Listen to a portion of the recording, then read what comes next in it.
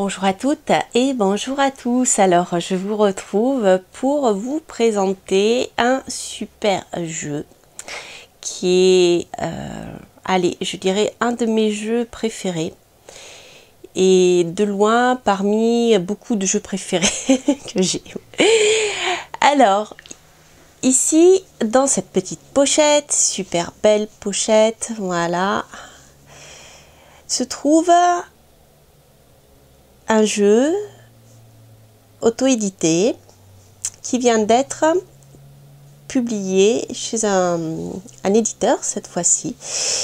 Donc comme je voulais vous faire un petit peu de suspense dans l'histoire, voici ce magnifique jeu. Voilà. Je crois qu'il avait été tiré à 10 exemplaires, donc pour dire que c'était, j'y tiens comme à la prunelle de mes yeux, et voilà, vous allez comprendre pourquoi. Alors, on va garder un petit peu de suspense.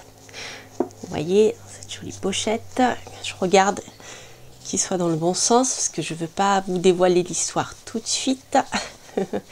Et je suis sûre que vous allez reconnaître. Voilà. Voici le dos. Voici le dos. Alors, je pense que ça vous dit quelque chose. Et pour ceux qui connaîtraient, pour ceux qui ne connaîtraient pas, eh bien, il s'agit de la version auto-édité, les 22 arcanes majeures du tarot de Gulliver. Alors, je vous avoue que je suis particulièrement émue en vous présentant ce jeu, parce que figurez-vous qu'il a été un des premiers jeux à initier ma chaîne YouTube. Voilà. Quand j'ai commencé après l'astrologie à ouvrir ma chaîne à d'autres techniques de divination, j'ai présenté le tarot de Gulliver, qui est un tarot de Marseille. Et je me rappelle, j'étais tellement émue comme c'était mes premières vidéos que je l'ai appelé Gulliver l'exploratrice. C'est rigolo. Elle m'en a pas tenu rigueur, d'ailleurs je la remercie si tu passes par là, Gulliver. Voilà, donc je vais vous montrer cette jolie version auto-éditée, bien sûr, avec la version le tarot de Gulliver qui se trouve ici donc dans un coffret publié chez Arcana Sacra. Et là, ce coup-ci, le tarot est complet, c'est-à-dire que vous avez les arcanes majeures et les arcanes mineures. Voilà, alors, on va les mettre de côté. Les arcanes majeures. Et donc, je vais ouvrir la boîte que vous connaissez. Hein, c'est toujours les magnifiques boîtes chez Arcana Sacra. De super qualité, ce sont des super beaux objets. Je vais enlever, hop. Je vais enlever un joli arbre, hein, parce que j'ai pas la place en fait, comme le coffret est grand.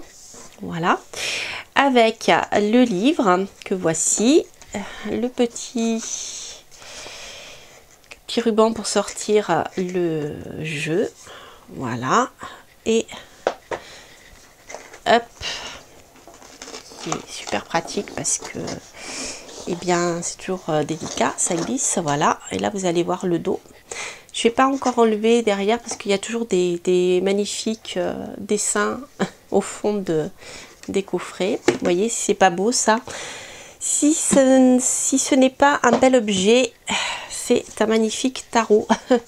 C'est tout à la fois, donc c'est vraiment un vrai plaisir de recevoir des jeux comme ceci. Alors, de recevoir non, puisque je l'ai pas reçu, je l'ai acheté chez mon éditeur, chez mon libraire favori. Et en plus, j'ai eu de la chance, il est sorti un jour avant, il l'avait un jour avant la sortie officielle. Donc c'est super chouette. Voilà, donc voilà, on va regarder ensemble. Donc là, vous avez ici la version éditée avec un gentil mot de Gulliver. Voilà. Et voici donc la version avec le dos. Vous voyez, on retrouve la lune, mais qui a été travaillée différemment. Voilà, voilà, c'est très graphique aussi, j'aime beaucoup. Voilà, le fond de la jolie boîte. Je crois qu'on la retrouve cette fleur. Non, je ne vais pas dire de bêtises. Je regarderai. Alors. Au niveau du format, donc nous avons le même format, nous avons ici format tarot. Alors, par rapport à la version auto-éditée, la hauteur est la même et le tarot légèrement plus large là. Parce que vous voyez, en fait, les images sont un peu plus petites. Là, elle prenait tout l'espace en fait. Voilà. Voilà. Alors, je ne vais pas vous faire une review avec en vous montrant le jeu carte par carte. Parce que c'est pas l'objectif. De toute manière, je les ai pas triés, donc c'est pas la peine. Mais vous voyez, pour avoir une idée, en fait, au niveau des couleurs, hein, les couleurs sont bien respectées. Mais vous voyez, dans la version mass market, en fait, elle est l'image est plus petite. Voilà. Je vais quand même chercher l'étoile là. Voilà, pour que vous voyez la différence au niveau des couleurs.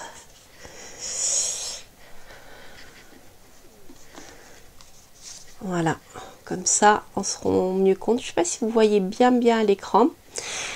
Donc au niveau des titres, donc ils ont été retravaillés. Vous voyez, ils sont écrits de manière plus tranchée, je dirais. Et les couleurs ont été un peu dopées par rapport à la version originale. La version originale est plus, comment dire, plus proche des sépias, etc. Même s'il y a des tonalités de couleurs, là les couleurs sont beaucoup plus vives. Voilà, enfin c'est vraiment un super travail aussi. Voilà, alors ensuite, donc comme la version auto-éditée ne possède pas les arcanes mineures, eh bien je ne vous les montrerai pas. Et là, donc je vais vous montrer quelques mineurs. Ah oui, de Ma en 22, ça c'est super. Je me demande, il faudrait que je pose la question à Gulliver si on n'a pas connu un tarologue qui serait le même dans nos expériences et nos rencontres ésotériques, parce que je reconnais beaucoup de choses dans son jeu qui me font penser à un certain tarologue. Voilà. Donc voici ici les arcanes mineures. Donc ici vous avez l'as d'épée. Voilà. Donc on reconnaît bien la patte de Gulliver. Hein. Et après on retrouve vraiment le tarot de Marseille avec les deux épées entremêlées. Voilà, il y a un symbolisme par rapport à ça. Donc, vous voyez, on retrouve bien sa patte. C'est pour les épées. Voilà, je passe un petit peu vite parce que là, le valet d'épée, cavalier, la reine.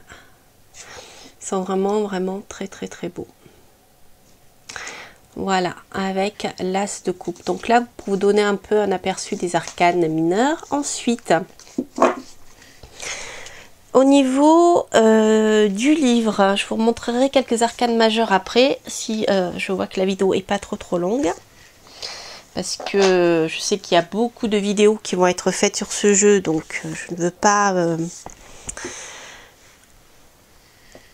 ça ne sert à rien de remontrer toujours les mêmes cartes non plus. Alors, ici, voici le livre qui est très intéressant. Et avec un petit mot de Gulliver. Alors, il y a comme dans l'oracle de la sorcière de la déesse sombre, il y a après chaque lame un petit coin pour que vous puissiez y inscrire vos notes. Donc ça c'est intéressant parce que au lieu d'avoir, pardon, c'est je l'ai ok, au lieu d'avoir un cahier à côté, vous avez eh bien comment dire, la possibilité de noter sur le livre. En général, moi je le fais pas parce que j'aime pas trop, mais c'est possible si vous le souhaitez. Ça évite d'avoir des cahiers qui se perdent partout. Donc là, vous avez à chaque fois la lame qui est reprise en grand. Donc c'est vraiment, vous voyez, au niveau du travail, vous voyez le côté graphique de Gulliver et tout ça, c'est vraiment super. Alors, au niveau de chaque explication, en fait, vous avez... Attendez. Hop. Ah, le battleur, voilà. Vous avez toujours la même structure. Donc, vous avez mots-clés. Donc, ça, c'est très intéressant. Le battleur, un commencement, maîtrise, potentiel. En négatif, l'heure et dispersion. Et à chaque fois, et je trouve ça super intéressant, vous avez un petit texte qui a été rédigé donc, par Gulliver. Et selon son travail, et tout son travail de recherche qu'elle a fait autour du tarot. Et croyez-moi, je l'avais dit lors de ma première vidéo, lorsque j'avais présenté ces 22 arcanes majeurs, c'est quelqu'un qui a découvert et qui a compris beaucoup de choses sur le tarot, notamment à travers les dessins qu'elle en a fait. Et là, vous avez un texte qui est vraiment écrit de son expérience.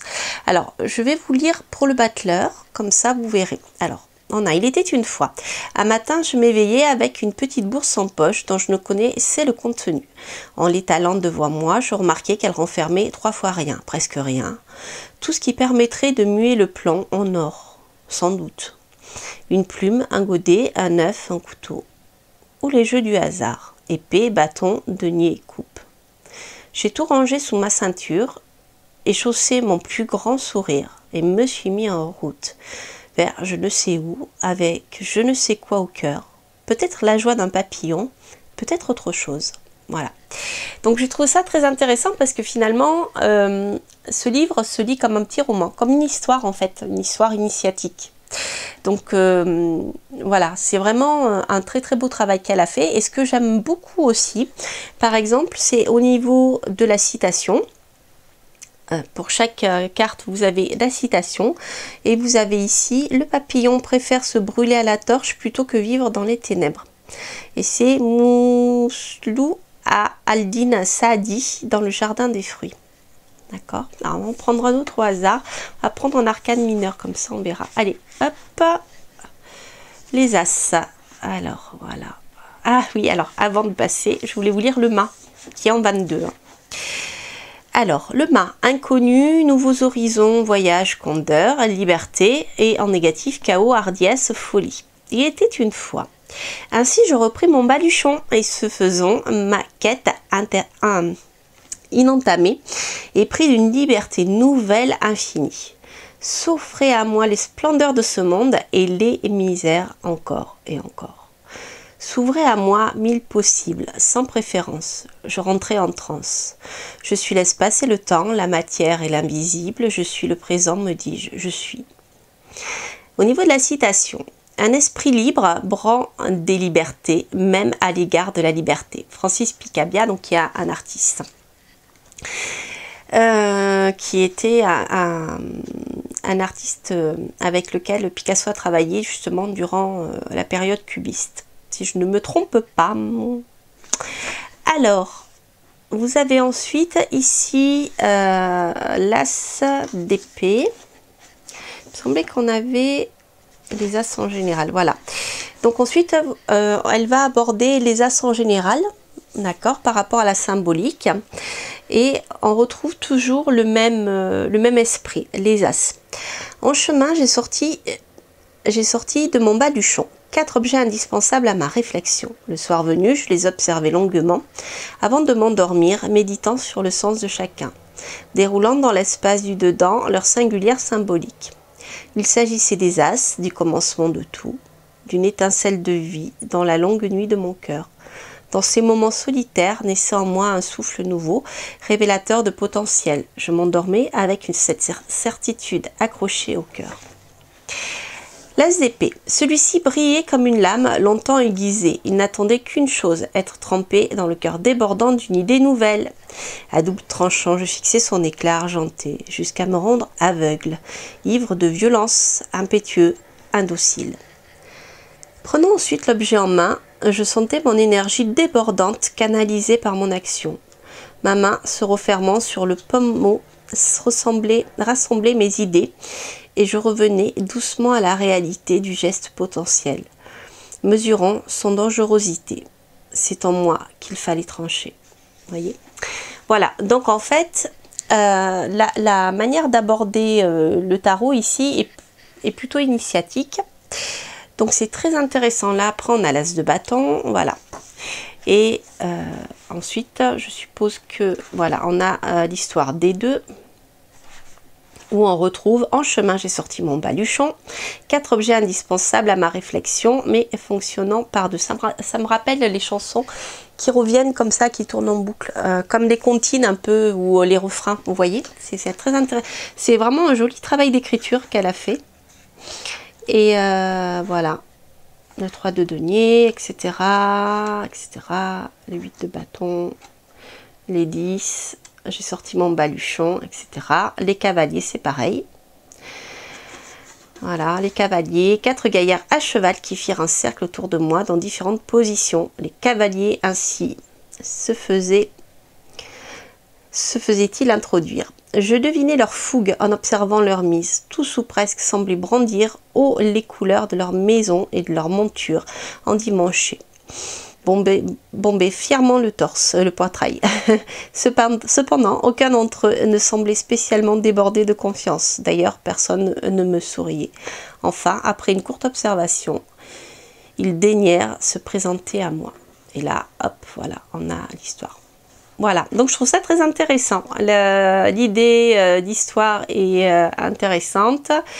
Et ensuite, on a toute l'histoire qui est, donc je vous dirais, plus développement spirituel que divinatoire. Alors, après, bien sûr, si vous utilisez le tarot pour la divination, c'est un tarot de Marseille, hein, je précise, c'est pas un Rider-Waite normal. Voilà, donc on a la préparation d'un tirage, comment purifier le tarot, plusieurs tirages.